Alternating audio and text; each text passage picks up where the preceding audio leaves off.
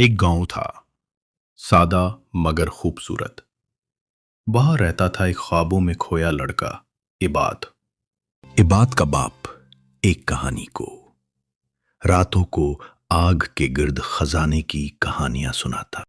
انہی کہانیوں میں عباد نے اپنی تقدیر تلاش کرنا شروع کی۔ پھر ایک دن پرانی لائبریری میں قسمت نے اسے آواز دی۔ نقشے پر الفاظ درج تھے، جو سچ پر چلے گا خزانے تک ضرور پہنچے گا۔ عباد نے فیصلہ کیا، اب واپسی کا کوئی راستہ نہیں۔ چند سامان، والد کی دعائیں اور امیدیں ساتھ لیے وہ روانہ ہو گئے۔ کئی دنوں بعد اس کی کشتی ایک پراسرار جزیرے سے ٹکرائی، مگر جزیرہ خاموش نہیں تھا۔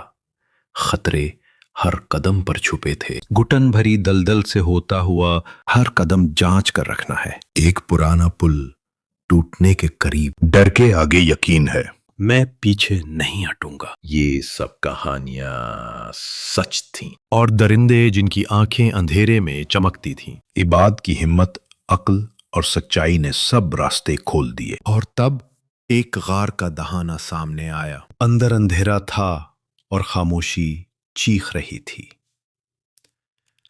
کیا واقعی کوئی خزانہ یہاں چھپا ہے؟ اچانک ایک پراسرار آواز گونجی۔